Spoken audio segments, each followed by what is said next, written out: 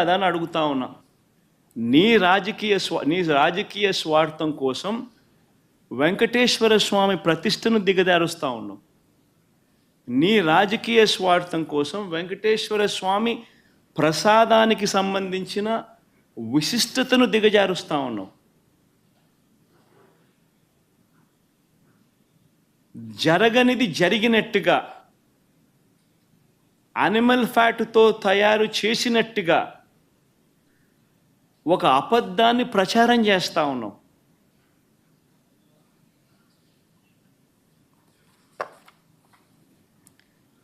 ధర్మమేనా అని అడుగుతా ఉన్నా. మరోవైపు ఇంకా ఇలా అబద్ధాలు రోజుకు ఒక్కొక్కడు ఒక్కొక్క అబద్ధాన్ని ప్రమోట్ చేస్తారు.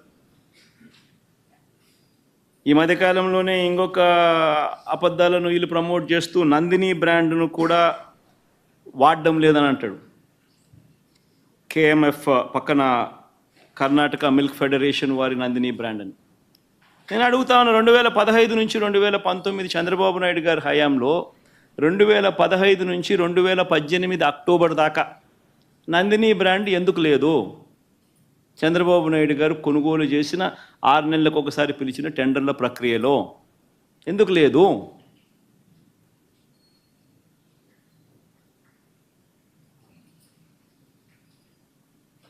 నందిని వాళ్ళు కూడా అప్పుడప్పుడు పార్టిసిపేట్ చేస్తారు, అప్పుడప్పుడు పార్టిసిపేట్ చేయరు.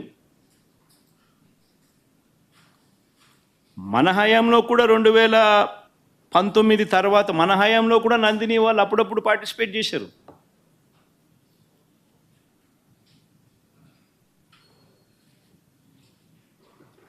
రేటు ఇంకోటి అంటాడు, 320 రూపాయలకి నెయ్యి ఎట్టు వస్తుందని. ఇంకా ఆశ్చర్యకరమైన విషయం అండి, నాకు అర్థం కాల. చంద్రబాబు నాయుడు గారి హయాంలో 2015 నుంచి 19 వాళ్ళు ప్రొక్యూర్ చేశారు కదా నెయ్యిని. టెండర్లు పిలిచి ఇదే మాదిరిగానే ఈ టెండర్ల ద్వారా పిలిచి ప్రొక్యూర్ చేశారు కదా. ఏ రేటుకు ప్రొక్యూర్ చేసినారు? అదే క్వాలిటీ నెయ్యే కదా ఇప్పుడు కూడా.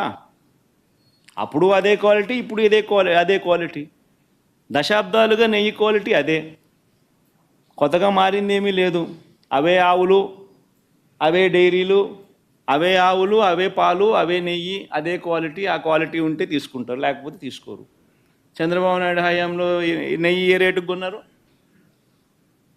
276 రూపాయలు 2015లో కొన్నారు టెండర్ల ద్వారానే. 2019 జనవరిలో, అంటే ఆయన చివరి దాంట్లో 324 రూపాయలు కొన్నారు. మన అటేటప్పుడు ఇక్కడ 320 కొంటే తప్పేముందయా? ఉన్న రేట్ అది. వాళ్ళు టెండర్లలో వాళ్ళు కోట్ చేసినారు, L1 కింద ఎవడైతే వాళ్ళకి ఇచ్చినారు. ఏం తప్పు జరుగుతూ ఉంది? నీ హయాం అంతా ఇదే రేట్లతోనే జరిగాయి, కొనుగోలు చేశారు. మరి ఇప్పుడు కూడా అదే రేట్లతోనే కొనుగోలు జరుగుతూ ఉంది. కేవలం చంద్రబాబు నాయుడు ఇప్పుడు ఆయన హెరిటేజ్ పాలను కార్టెల్ ఫామ్ చేసి నెయ్యి రేట్లు పెంచేసి ఆ కార్టెల్లో చంద్రబాబు నాయుడు హెరిటేజ్ కంపెనీ లాభపడాలనే ఉద్దేశంతో కొత్తగా ఇప్పుడు రేట్లు పెంచడం కోసం అని చెప్పి కొత్తగా ఇప్పుడు మాట్లాడుతూ ఉన్నాడు చంద్రబాబు నాయుడు. అదే క్వాలిటీ నెయ్యి, అయ్యే స్పెసిఫికేషన్స్ నువ్వు అడిగేది. దశాబ్దాలుగా నువ్వు అయ్యే స్పెసిఫికేషన్స్ అడుగుతున్నావు. అవే స్పెసిఫికేషన్స్ అప్పుడు అడుగుతున్నావు, అవే స్పెసిఫికేషన్స్ ఇప్పుడు అడుగుతున్నావు. అదే క్వాలిటీ అప్పుడు అడుగుతున్నావు, అదే క్వాలిటీ ఇప్పుడు అడుగుతున్నావు. తిరుపతి లడ్డు అన్న విశిష్టత మనం చాలా గొప్పగా చెప్పుకుంటాం. తిరుపతి లడ్డు టేస్ట్ చాలా బాగుంటుంది అని, గొప్ప టేస్ట్ అని. మరి అదే క్వాలిటీ టేస్ట్, అదే నెయ్యి, అదే క్వాలిటీ, అదే టేస్టు. అప్పుడైనా అంతే, ఇప్పుడైనా అంతే, ఎప్పుడైనా అంతే. మరి ఈ మాదిరిగా అబద్ధాలు ఆడడం ఎంత మటుకు ధర్మం?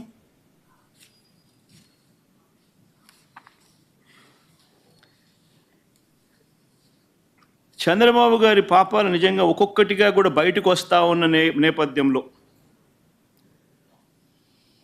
ప్రజలందరూ కూడా చంద్రబాబు నాయుడు గారిని వేలెత్తి చూపించే కార్యక్రమం జరుగుతూ ఉన్న నేపథ్యంలో చంద్రబాబు నాయుడు గారు ఈ మధ్యకాలంలోనే లడ్డూ టాపిక్లో చంద్రబాబు గారు ఎప్పుడైతే ఈ మాదిరిగా చంద్రబాబు నాయుడు గారు ప్రజలు చంద్రబాబు నాయుడు గారు చేసిన తప్పును ఎప్పుడైతే తప్పులు పట్టడం మొదలుపెట్టారో, ప్రజలకు ఎప్పుడైతే వాస్తవాలు తెలియడం మొదలెట్టాయో, అప్పుడు ఈ పెద్ద మనిషి ఏం చేస్తాడు? టాపిక్ డైవర్ట్ చేయడం చేస్తూ ఏమంటాడు? టాపిక్ డైవర్ట్ చేయడం కోసం ఏమంటాడు? డిక్లరేషన్ సర్టిఫికేట్ అంటే ఇప్పుడు నిజంగా ఆశ్చర్యం కాదా? జగన్ ఏమన్నా కొత్తనా? రాజశేఖర రెడ్డి గారు ఏమన్నా కొత్తనా? నా మతం ఏమిటని తెలియదా ఎవరికైనా ఆంధ్ర రాష్ట్రంలో కానీ దేశంలో కానీ? నా కులం ఏమిటి అని చెప్పి ఎవరికి తెలియదా రాష్ట్రంలో కానీ దేశంలో కానీ? రాజశేఖర రెడ్డి గారు 5 సంవత్సరాలు ముఖ్యమంత్రిగా ప్రతి సంవత్సరం బ్రహ్మోత్సవాలకు వస్త్రాలు నాన్నగారే సమర్పించారు. నాన్నగారు కొడుకునే కదా నేను కూడా తిరుపతికి ఎన్నోసార్లు పోయా కదా ఇంతకు ముందు కూడా, ముఖ్యమంత్రి కాకమునుపు. అంతెందుకు నా పాదయాత్ర మొదలెట్టేటప్పుడు వెంకటేశ్వర స్వామి ఆశీస్సులు తీసుకుని మొదలెట్టా.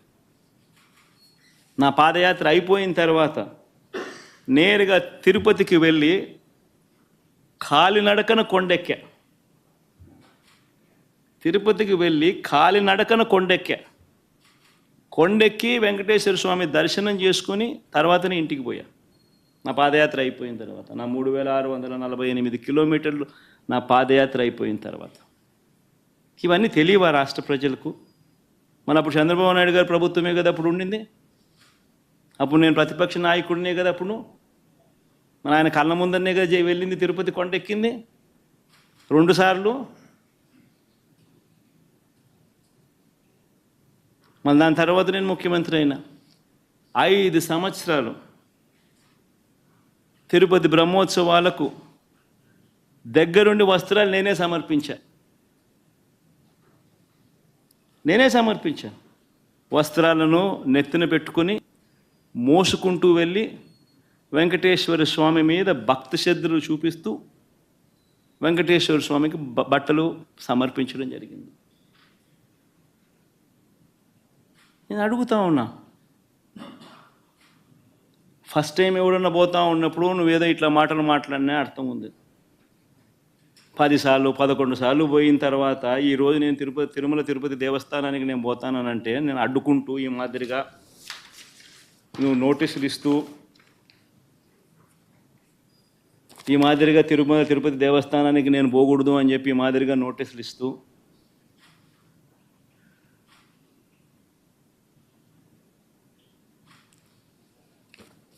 ఈ మాదిరిగా మా ఎమ్మెల్యేలకు మా కార్పొరేటర్లకు అందరికీ కూడా ఈ మాదిరిగా నోటీసులు పంపుతూ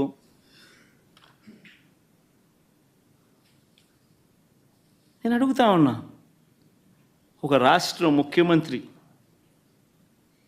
ఇంకా 5 సంవత్సరాలు బ్రహ్మోత్సవాలలో తిరుమల తిరుపతి దేవస్థానానికి వస్త్రాలు సమర్పించిన నేను, ఇన్నిసార్లు తిరుమల తిరుపతి దేవస్థానానికి వెళ్ళిన నేను, ఈరోజు తిరుమల తిరుపతి దేవస్థానానికి నేను రాకూడదట, పోకూడదట. కారణం ఏమిటంటే నా మతమట. నేను అడుగుతా ఉన్నా, నా మతం ఏమిటి అని అడుగుతా ఉన్నారు. అడుగుతా ఉన్నా నా మతం ఏమిటని. అవును, 4 గోడల మధ్య నేను బైబిల్ చదువుతాను, తప్పేముంది? బయటికి పోతే హిందూ సాంప్రదాయాలను నేను అనుసరిస్తాను, గౌరవిస్తాను. బయటికి పోతే ఇస్లాంను అనుసరిస్తాను, గౌరవిస్తాను. బయటికి పోతే సిక్కిజంను అనుసరిస్తాను, సిక్కిజంను నేను గౌరవిస్తాను. నా మతం ఏమిటని అడుగుతా ఉన్నారు. నా మతం మానవత్వం. డిక్లరేషన్లో రాసుకుంటానేమో రాసుకుంటా.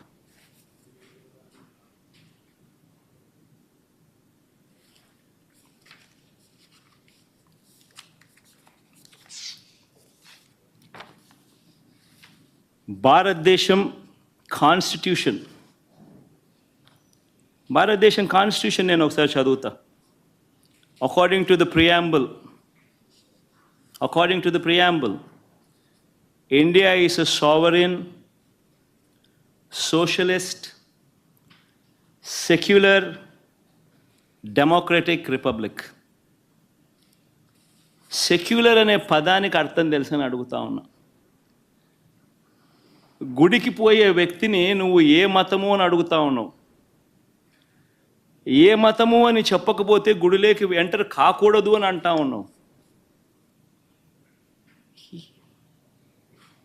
సెక్యులర్ దేశం అని చెప్పి చెప్పుకుంటా ఉన్నాం. ఒక ముఖ్యమంత్రిగా పరిపాలన చేసిన వ్యక్తి పరిస్థితి ఇదే అయితే ఇక ఆ దళితుల పరిస్థితి ఏమిటి? గుళ్ళలే పోగలుగుతారా? పోయే పరిస్థితి ఉందా? పోనిస్తారా? రానిస్తారా? ఏం చేస్తూ ఉండు? నిజంగా రాజకీయాల్లో మతం పేరుతో రాజకీయాలు చేయడం ఎంత దౌర్భాగ్యమో. నేను ఇదే బీజేపీ పార్టీని కూడా అడుగుతా ఉన్నా. బీజేపీ పార్టీ గొప్పగా చెప్పుకుంటుంది హిందూయిజానికి మేమే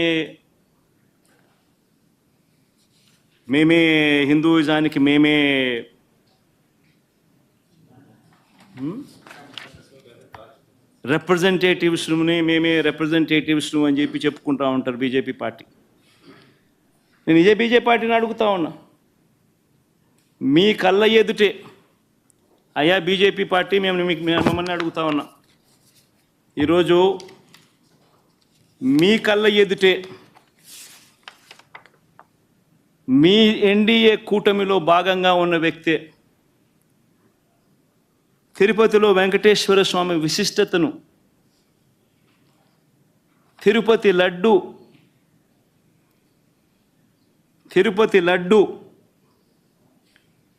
పేరు ప్రఖ్యాతలను, వెంకటేశ్వర స్వామి వైభవాన్ని దగ్గరుండి అబద్ధాలు చెబుతూ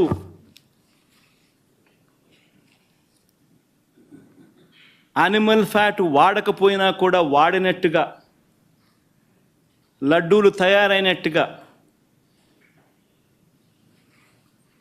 ఇన్ని ఆధారాలతో సహా రుజువు అవుతా ఉన్నా కూడా అబద్ధాలతో దుష్ప్రచారం చేసి తిరుమల తిరుపతి వెంకటేశ్వర స్వామిని అపవిత్రం చేసిన ఈ చంద్రబాబు నాయుడు గారిని ఎందుకు మీరు మందలించలేకపోతా ఉన్నారు?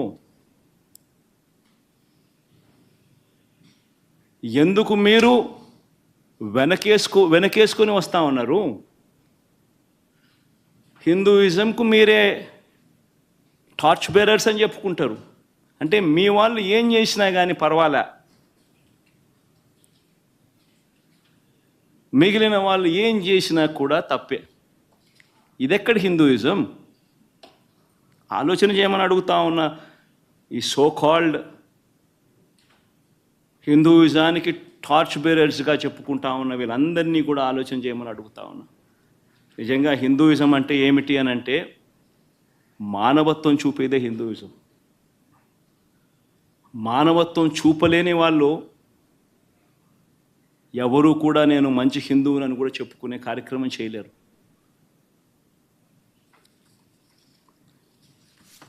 నేను అడుగుతా ఉన్నా, ఇప్పుడు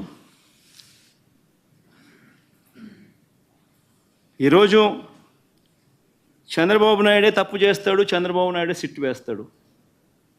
ఇది ఎక్కడి ధర్మమో నాకు అర్థం కావడంలో. ఆయన చెప్పు చేతుల్లో ఉన్న అధికారులతో సిట్ అంటాడు. నేను చెప్పినటువన్నీ కూడా నీకు ఆధారాలతో సహా చూపించా. వాళ్ళ ఈఓ ఐఏఎస్ ఆఫీసర్ వాళ్ళ నియామకం చేసిన ఈఓ అన్న మాటలు, జరిగిన వాస్తవాలు ఏమిటి అని చెప్పి కళ్ళకు కనిపించే విధంగా చెప్పడం జరిగింది. మరి ఇన్ని తప్పులు చేస్తూ ఉన్నా కూడా హిందూ ధర్మం మీద ఈ మాదిరిగా దుష్ప్రచారాలు చేస్తూ రాజకీయాల కోసం హిందూ ధర్మాన్ని వాడుకునే కుతంత్రాలు చేస్తూ ఈ మాదిరిగా రాజకీయాలు చేయడం కరెక్టేనా?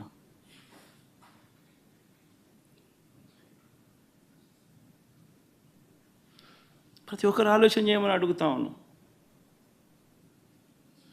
నన్ను గుడికి పంపించినా పంపించకపోయినా కానీ చంద్రబాబు నాయుడు చేసిన పాపాన్ని పూజలు చేయండి, దేవుణ్ణి అడగండి, దేవుణ్ణి ముక్కండి. చంద్రబాబు నాయుడు తప్పు చేశాడు, మేము కాదు తప్పు చేసింది. చంద్రబాబు నాయుడు తిరుమల తిరుపతి వెంకటేశ్వర స్వామిని తగ్గించినాడు, తిరుమల తిరుపతి ప్రసాదాన్ని విశిష్టతను తగ్గించినాడు, కానీ మేం కాదు తప్పు చేసింది.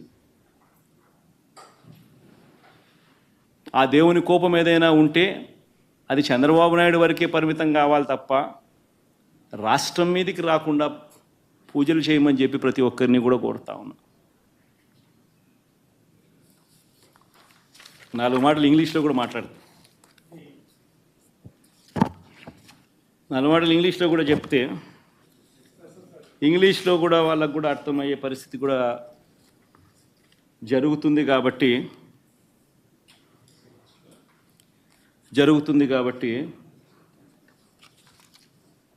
ఇంగ్లీష్లో కూడా ఒకసారి ఈ మాటలన్నీ కూడా జరిగినటువన్నీ కూడా జరగాల్సినటువన్నీ కూడా తెలియాల్సిన అవసరం ఉంది కాబట్టి చెప్తా.